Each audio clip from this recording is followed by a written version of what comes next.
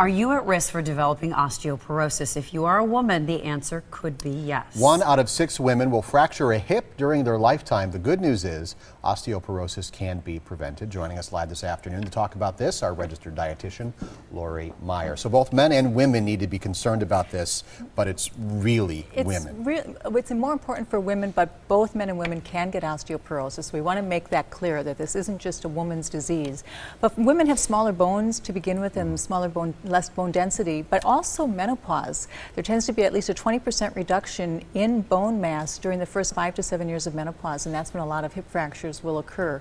The real problem is that 1 out of 3 women who suffers a fracture does not regain independence, and 1 out of 4 actually dies during the first year after hip fracture. So it can be, a really important step to try to prevent it. Okay, calcium, kind of a mixed message on that. We know it's good for your bones, but it's been linked to some heart issues. Heart disease, right. There have been some studies that have linked calcium intake with increased heart disease risk. In fact, a 30% increased risk. But it seems to be calcium supplements more so than calcium from food, and in particular, it's the calcium carbonate. What we do know is that calcium is really important, not just for the bones, but for the nervous system, for hormones, for heart rate, blood pressure.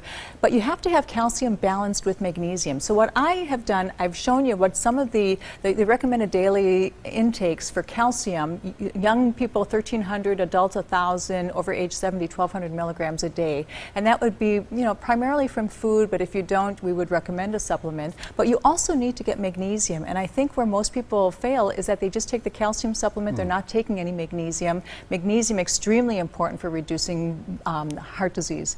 And so you could see it's usually 300 to 400 milligrams at least. Now, some people actually need more than that, so you have to talk to your doctor about that. Okay, let's run through the foods you've brought us today. I mean, what are these going to contribute to your bone because strength? in addition to calcium and magnesium, there are so many nutrients that we need for bone health. And that, that's just the tip of the iceberg. You need boron and vitamin K and potassium and zinc and phosphorus. You need so many other things. And so it's really getting a healthy diet. You can see I have those on the screen now. I mean, look there's so many nutrients that are so important. So these are things. So people just think of yogurt and milk when they think of osteoporosis. But legumes, all the legumes, fruits, in particular for boron, apples and grapes, all your dark green vegetables, green leafy vegetables. I have collard greens, I have a lettuce salad, I have broccoli.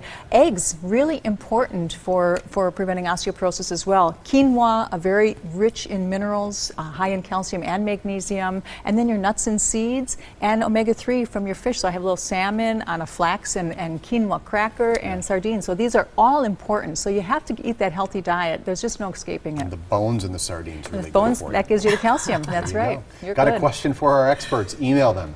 Ask the expert at today'stmj4.com. You can also leave a voicemail, the number 967.